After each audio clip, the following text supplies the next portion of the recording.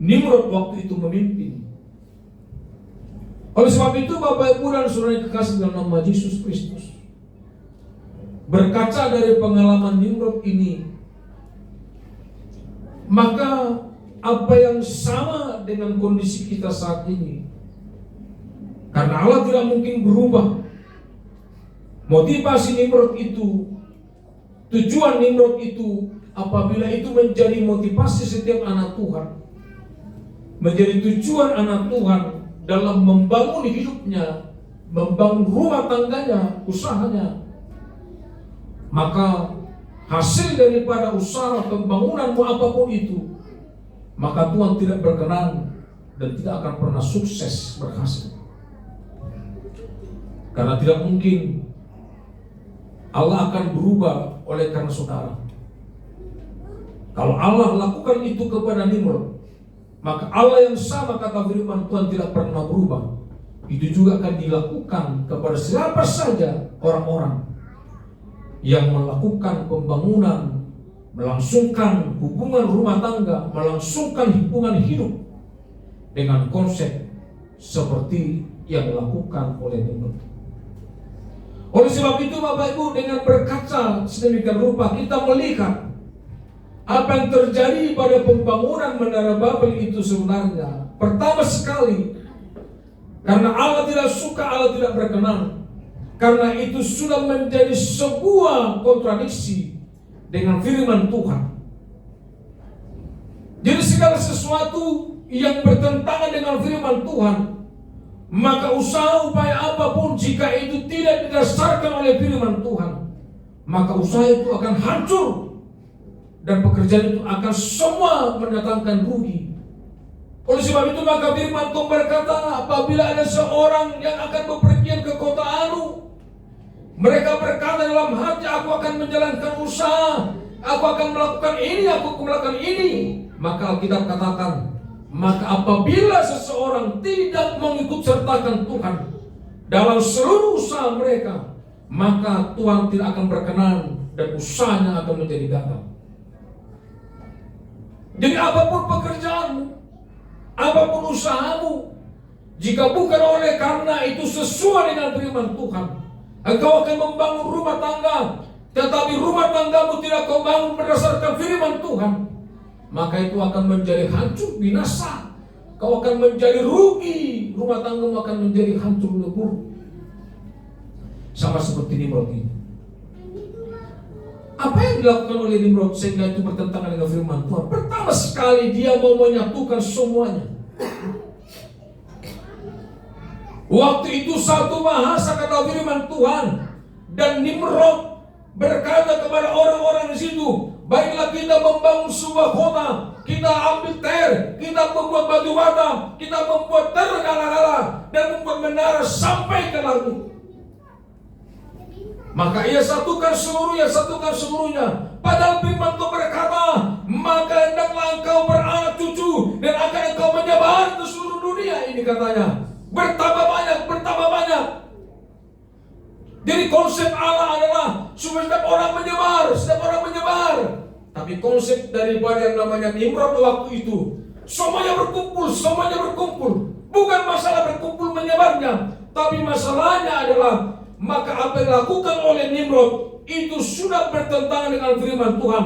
Firman Tuhan berkata dalam Kejadian 1:8, beranak cuculah, menyebarlah, isilah seluruh bumi, dikata firman Tuhan. Tetapi Nimrod berkata, semua yang ada di daerah masuk sini, semua yang ada di sana masuk sini, kita semua bersatu dan membangun sebuah menara. Ini merupakan satu pekerjaan yang mana pekerjaan itu berupaya menentang daripada Tuhan. Bapak Ibu dan Saudara yang kekasih dalam nama Yesus Kristus, sekarang apa yang kau kerjakan? Apa yang sedang usahamu? Coba perhatikan pilah-pilah pekerjaanmu, usahamu. Apakah engkau salah satu daripada orang yang bekerja, berusaha pada satu usaha di mana usaha ini sebenarnya jauh daripada firman Tuhan, bahkan bertentangan dengan firman Tuhan? Saya mau katakan, apa yang kau kerjakan itu akan sia-sia. Jangan sampai kita mencoba melakukan sesuatu demi untung tanpa memperhitungkan apakah ini benar. Melakukan sesuatu demi untung apakah berkenan kepada Tuhan. Melakukan sesuatu supaya ekonomi kita semakin mapan, tetapi apakah itu benar berkenan kepada Tuhan. Harus kita kaji benar-benar. Jangan kita sampai melakukan sebuah pekerjaan maka itu menjadi seperti apa kata orang tua, saya saudara dua. Saya saudara dua keluar. Kita masukkan seluruh potensi kita, tenaga kita, waktu kita, modal kita, usaha kita, kita lakukan semuanya, kita masukkan semuanya, kita investasikan semuanya. Padahal itu bertentangan dengan firman Tuhan. Kalau sudah itu bertentangan dengan firman Tuhan, capek saudara, habis uangmu, habis pikiranmu, habis tenagamu, kau gila nanti, kau tidak akan dapat apa-apa. Sekarang berdoa, Tuhan berikan usaha, pekerjaan apapun yang berkenan kepadamu, sedikit lebih baik. Sebab firman Tuhan berkata, alangkah lebih baiknya memakan sayuran daripada lembu tambur, tetapi di dalam kemarahan, kata firman Tuhan. Sedikit lebih bagus daripada memakan lembu tambur, kata firman Tuhan, tetapi di dalam kemarahan. Sedikit sayur lebih bagus. Jadi kalau ada saudara supaya cepat-cepat kaya, lakukan silakan saja. Tapi saya katakan, kau akan rugi. Sebagaimana Nimrod dikerjakan silakan. Tuhan tidak anti dengan teknologi, juga Tuhan tidak anti dengan budaya. Tuhan tidak anti dengan sebuah modernisasi, tidak. Bahkan Tuhan berikan akal kepada manusia supaya modernisasi terjadi, budaya semakin naik. Tapi kalau sampai akal yang diberikan Tuhan kepada manusia diperlakukan manusia sesuatu hal yang bertentangan dengan firman Tuhan, ini yang bertolak belakang, yang tidak berkenan kepada Tuhan, ini yang menjadi lawan daripada Tuhan. Habis tenagamu, habis uangmu. Kalau apa yang kau kerjakan hanya untuk menentang Tuhan, itu sebabnya Tuhan mengacau-acaukan. Seberapa banyak modal Nimrod habis, seberapa banyak potensi yang terbuang dibuat oleh Nimrod, sebanyak tenaga seluruhnya sudah dibuat oleh Nimrod untuk sebuah kota yang begitu metropolitan pada waktu itu. Tetapi karena itu bertentangan dengan firman Tuhan, maka hancur, lebur dan binasa. Yang kedua, Bapak Ibu dan Saudara kekasih dalam nama Yesus Kristus, bahwa apa yang dikerjakan pada pembangunan Menara Babel ini identik dengan ketidakpercayaan mereka kepada Tuhan. Sebab Tuhan berkata, aku tidak akan membuat lagi sedemikian rupa. Aku membuat perjanjian dengan Nuh. Bahkan perjanjian itu ditandai dengan sebuah yang namanya pelangi. Sehingga setiap orang yang melihat pelangi, maka mereka akan tahu bahwa Allah pernah berjanji tidak akan pernah lagi mendatangkan air pada sedemikian rupa. Tetapi Nimrod berkata, kita bangun menaranya ke atas tinggi sekali. Buat apa? Dengan dalih konsep, apabila nanti satu waktu datang air bah, kita akan naik ke atas, kita tidak akan terkena dengan air bah. Itu berarti mereka tidak percaya dengan firman Tuhan yang pertama.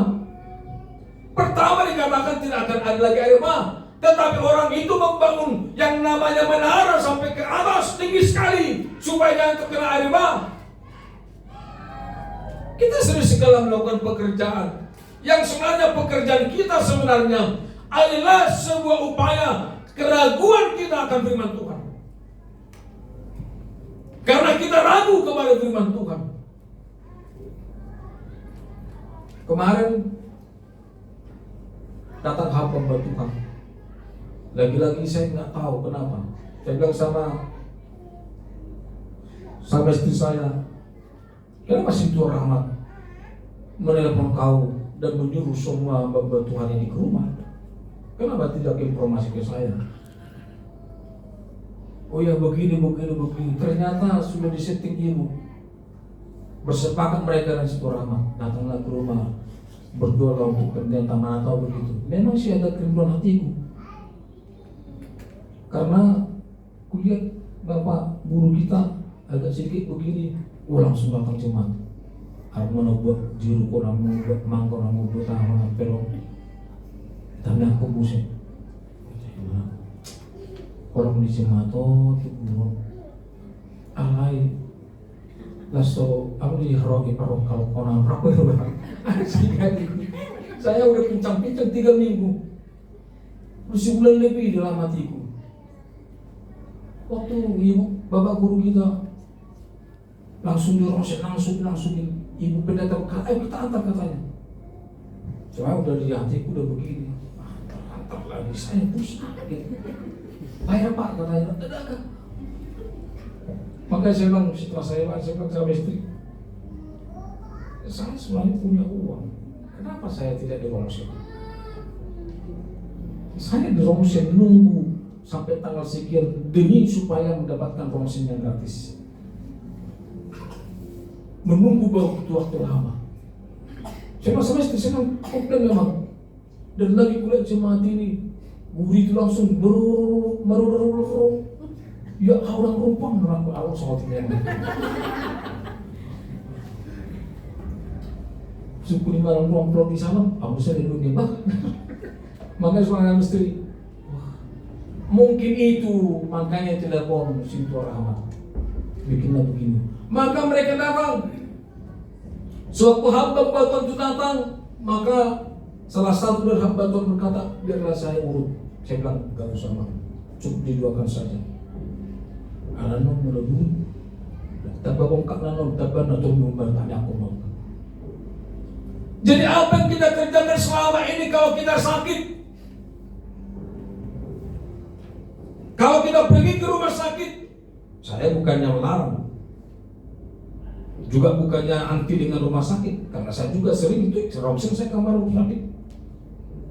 Tetapi apakah kau ke rumah sakit sebenarnya oleh karena memang ada beberapa hal yang kau mau tahu dalam dirimu, atau oleh karena bentuk ketidakpercayaanmu kepada kuasa Tuhan, bentuk keraguanmu bahwa Tuhan tidak mampu melakukan ini sehingga saya harus ke rumah sakit? Apakah sedemikian rupa?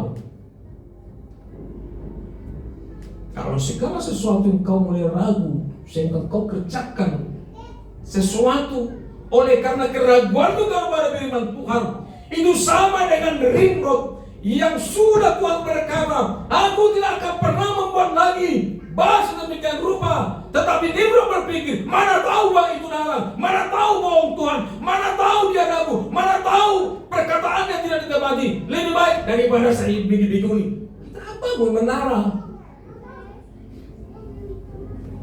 Sudah berapa usahamu, rumah tanggamu, tindakanmu, buah pikirmu, konsepmu, doktrinmu yang kau lakukan, yang kau sampaikan oleh karena bentuk keraguanmu kepada firman Tuhan. Firman Tuhan berkata, jangan korupsi. Kau berpikir, kalau tidak sekarang kapan lagi? Kapan saya bisa dapat ini, itu. Lebih baik gak apa-apa, Tuhan maklum dengan itu. Maka korupsi. Lakukan ini, lakukan itu. Termasuk masuk rumah sakit kalau memang kau kerjakan demi karena kau ragu kepada firman Tuhan. Itu bentuk keraguan kepada firman Tuhan. Kalau itu yang kau pikirkan, kita fair saja lah. Saya bukan berarti nanti saudara nggak mau lagi rumah sakit dulu, nggak begitu. Jangan salah mengartikan. Jangan salah mengartikan. Tapi kalau semua yang kau kerjakan itu adalah bentuk keraguan akan firman Tuhan, hati-hati, kau akan gagal. Nimrod gagal memahami firman Tuhan.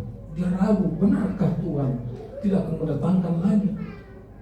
Ya udahlah, mana tahu dia lupa, mana tahu dia alfa, mana tahu begini.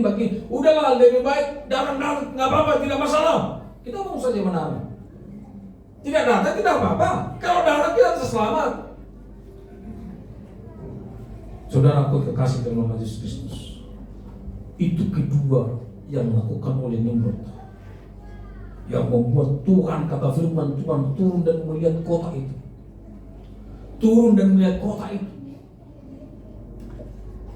Yang ketiga, coba kita perhatikan ayat yang kelima. Lalu turunlah Tuhan untuk melihat kota itu dan menara yang didirikan oleh anak-anak manusia itu. Dan ia berfirman, mereka ini satu bangsa dengan satu bahasa untuk semuanya. Ini barulah permulaan usaha mereka. Mulai dari sekarang, apapun juga yang mereka rencanakan, tidak ada yang tidak akan dapat terlaksana.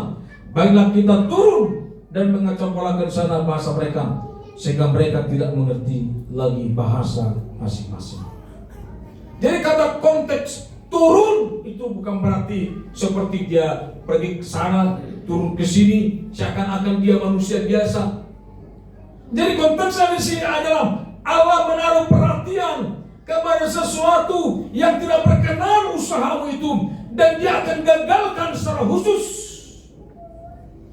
Dia tidak akan biarkan berjalan secara alamiah, tapi dia akan gagalkan usaha itu.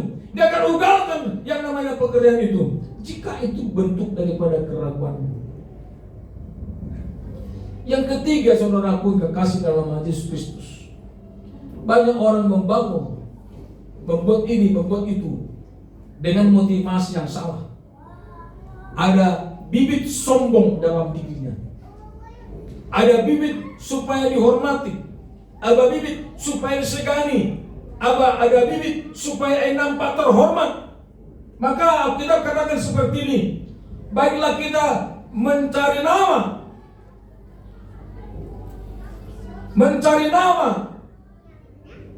Ayat 4 juga kata mereka, marilah kita dirikan bagi kita sebuah kota dengan sebuah menara yang puncaknya sampai ke langit, dan marilah kita cari nama supaya kita jangan terserak ke seluruh bumi. Banyak di sini cari nama. Kita bikin ini, kita bikin ini. Supaya apa? Supaya terkenal. Kita lakukan ini supaya apa? Supaya keluarga segan sama kita. Selama ini saya dianggap remeh. Sekarang puji Tuhan, saya sudah ada uang. Sekarang dengan uang ini, supaya keluarga-keluarga jangan ada anggap remeh. Terakhir sudah punya sudah. Tenang aku. Banyak di antara kita berusaha supaya kita famous, supaya orang segan, supaya jangan ada lagi orang yang meremehkan. Saudara pikir itu sesuatu yang wajar. Saudara itu pikir sesuatu yang alamiah. Sudah jauh masuk dalam sudah jauh masuk ini. Kalau anak kakek, jauh mana berdosa masuk ini. Kalau anak Tuhan tidak seperti itu. Makanya Nimrod ini digagalkan Tuhan karena mereka cari nama, supaya mereka terkenal, supaya mereka itu kan sesuatu sombong dalam diri setiap orang percaya yang nampaknya tidak terlihat, tetapi jauh di lubuk hati mereka sudah terlihat.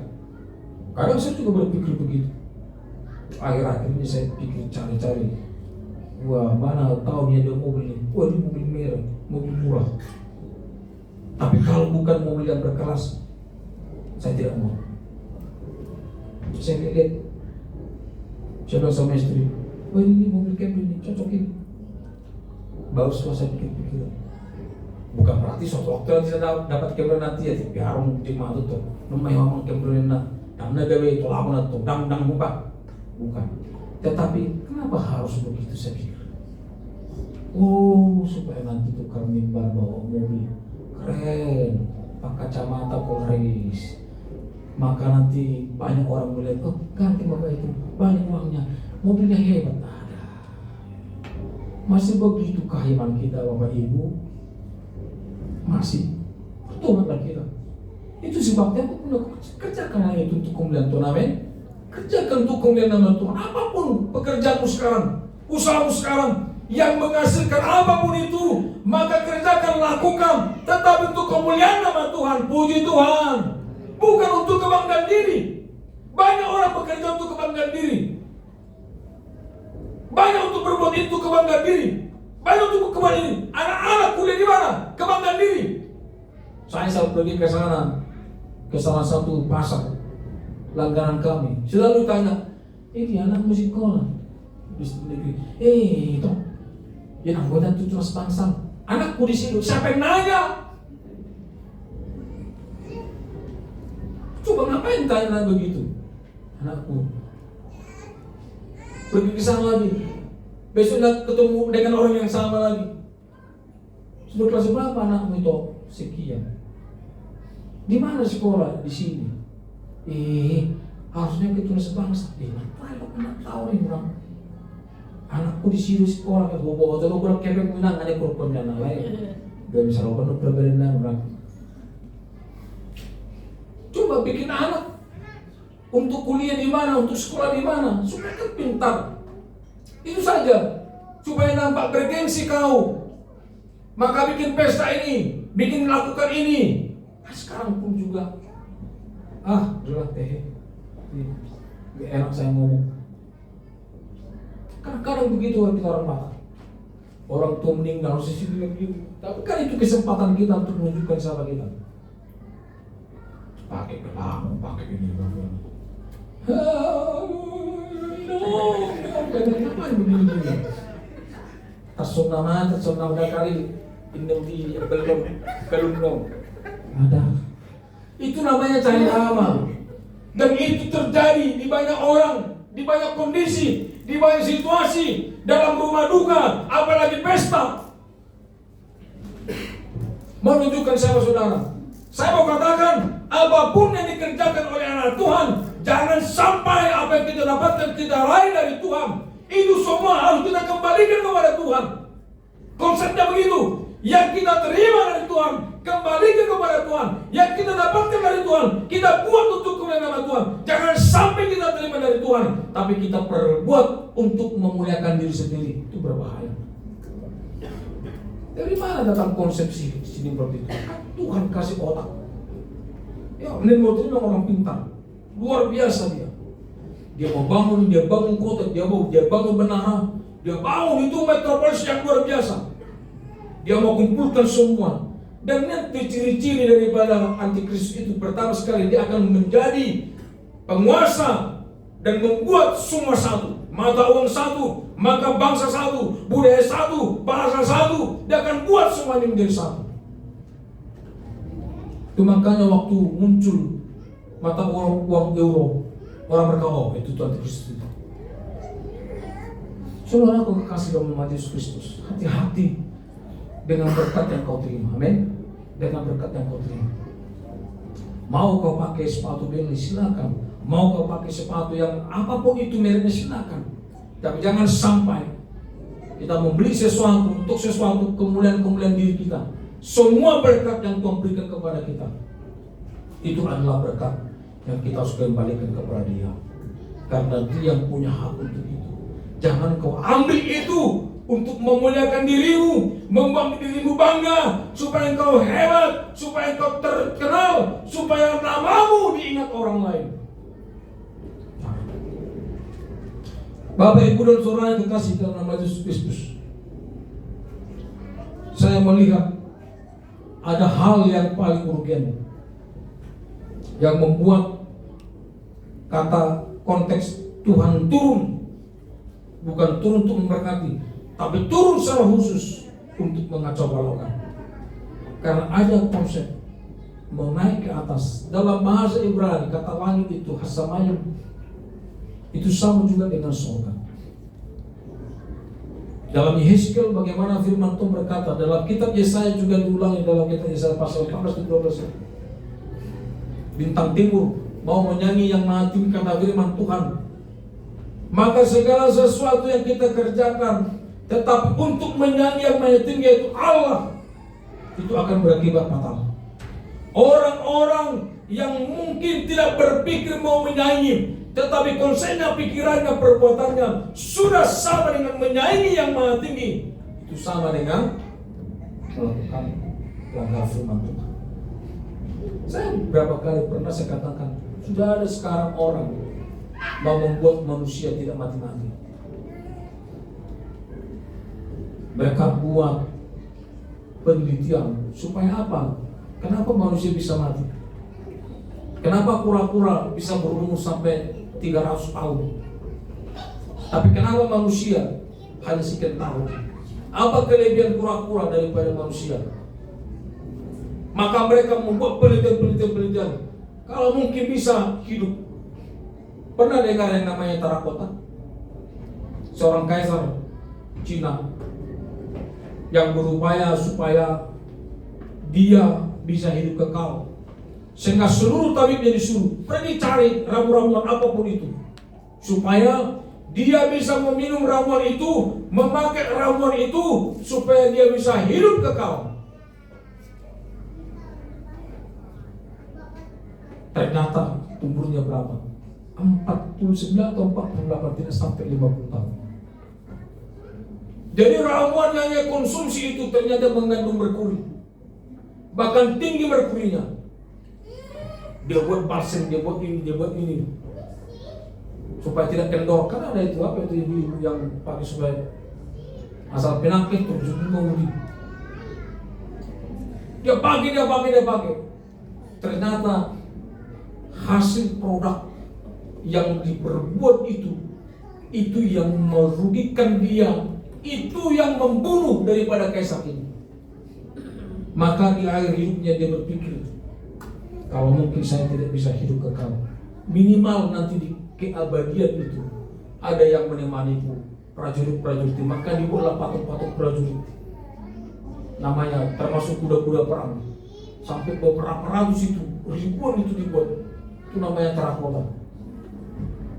Kenapa dibuat seperti itu? Karena ada pemikiran mau hidup kekal di bumi ini. Padahal itu berkata surga itu yang kekal, dunia ini sementara. Kalau ada konsep demikian, itu berarti dia mau menyayangi Tuhan. Dia berarti mau berkata bahwa Tuhan lakukan itu bisa, aku pun bisa lakukan yang demikian. Karena dia berbuat itu tidak sampai 70 tahun. Banyak pengemis gelandangan yang tidak makan bisa berumur 80 tahun. Tapi kaisar ini yang seluruhnya lengkap, seluruhnya, tapi karena konsepnya itu, maka itu yang membunuh dia. Kalau itu menyentuh, dari mana ditemukan? Banyak di kuburannya itu ditemukan merkuri. Bapak Ibu tahu merkuri? Saya dokong merkuri non air merkuri. Goreng nengok. Merkuri itu bahan yang sering dipakai, yang sudah dilarang. Dulu itu membuat bedak, makeup. Jadi zamannya itu sudah pakai makeup kaisar itu. Memang antum gagak mengeremon. Pernah ada kami pergi ke satu tempat kunjungan Abang Batukan. Ada seorang ibu beliau ke sana. Datang Pak pendeta ini. Mana semua dari sini benar kan cukup. Ibu tuh dari sana kan aku. Oh, ternyata hadisnya ibu-ibu ini dicukur begini. Kalau gereja kan kelihatan kan selalu begini. Habis usah hijau udah mulai sudah diikat tuh beremon. Memang heran seram beremon. Hadisnya benar kan coba. Itu malah ibu-ibu coba berpikir. Mau tong noni ukiro mau pala per cukur mo. Sudah dicukur orangnya kan biar habis. Ini dikusnya. Tong noni ngarong, pas per cukur. Itu intermezzo itu. Oleh sebab itu Bapak Ibu dan Saudara kekasih dalam nama Yesus Kristus, makanya itulah maka firman Tuhan melihat bahwa tindakan perbuatan daripada Nimrod kawan-kawan itu bertentangan dengan firman Tuhan. Dia buat menara sampai ke langit. Pertama dia tidak percaya atau kurang percaya atau ragu dengan firman Tuhan. Yang terakhir dia mau menyanyi Tuhan. Dia mau sampai ke langit. Dia mau sampai ke langit. Dia mau sampai ke Hasamayim itu. Itu surga. Oleh sebab itu gagal berantakan. Bapak Ibu dan Saudara yang kekasih dalam nama Yesus Kristus. Kemarin di pos pelayanan Sukatanya berkata, kalau kita merasa kok ekonomi tidak bertumbuh, tidak berkembang, kok hidupku tidak semakin maju-maju, sekali-sekali jangan pernah salahkan Tuhan. Saya bilang, coba kita pikir evaluasi diri. Mana tahu tindakan kita inilah yang membuat kita seperti itu. Mana tahu oleh karena perbuatan kita itulah yang membuat kita seperti itu, bukan karena Tuhan. Sama seperti usaha Nimrod. Semua uang habis, semua tenaga maksimal, ilmu semua sudah didedikasikan untuk itu. Kerjasama, semuanya bekerja.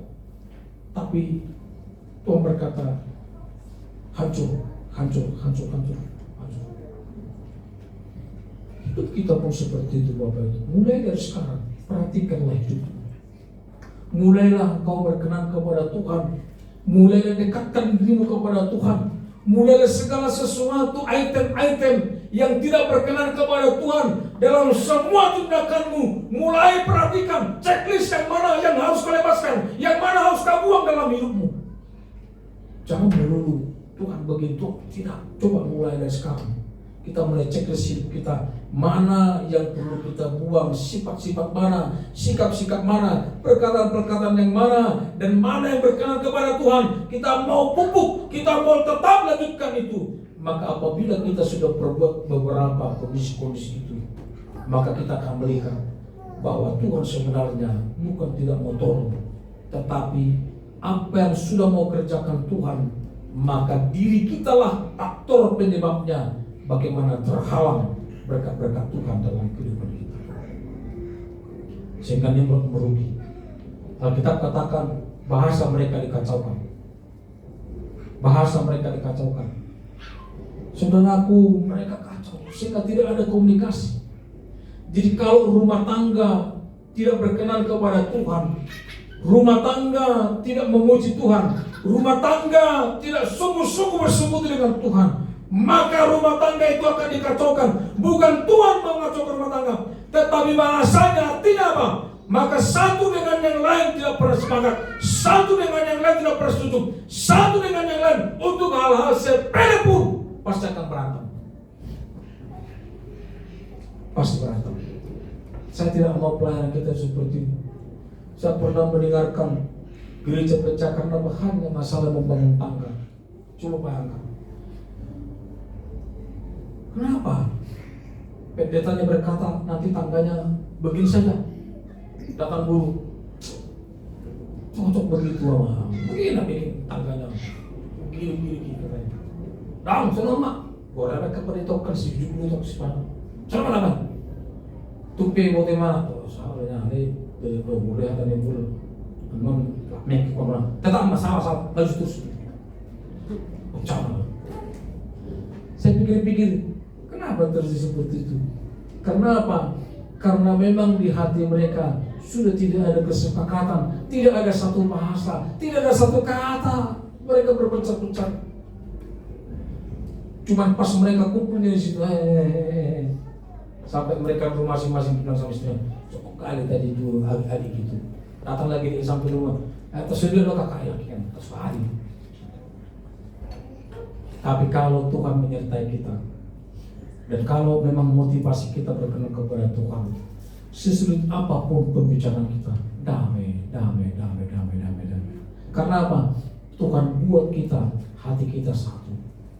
Tapi kalau memang kita tidak berkenan kepada Tuhan, maka dikacau balokkan ini. Kalau sudah kacau balok, nanti bisa dipotong lagi. Begitu juga, apa ya bilangnya? Enak gak enak saya omongin, tapi lain-lain saya juga begitu tuh. Keempat hal ini, pertama sekali bahwa jangan pernah ragu akan firman Tuhan. Kalau Tuhan berkata tidak ada lagi apa, kita yakin. Yang kedua, tidak ada motivasi untuk aku supaya hebat, supaya tidak. Yang ketiga, jangan sampai kita menyanyi yang maha tinggi. Lakukan saja. Paulus berkata sedemikian rupa, pikirkanlah jangan yang terlalu tinggi-tinggi, tapi pikirkanlah yang kemampuanmu berpikir jangan sampai melebihi daripada apa yang kau pikirkan, kata firman Tuhan. Kalau sedemikian rupa, usaha kita apapun berkati Tuhan, pekerjaan kita pun demokratkan, rumah tangga kita pun akan diberikan damai sejahtera Tuhan. Rumah tangga yang damai sejahtera, walaupun hanya makan nasi tambah plus garam saja, itu jauh lebih sukacita daripada rumah tangga yang kaya raya Tapi setiap hari berantem. Tapi jauh lebih lagi diberkati Tuhan kalau damai sejahtera tanpa Muse, adong jaga di sini, adong susu di sini, adong laukna, adong.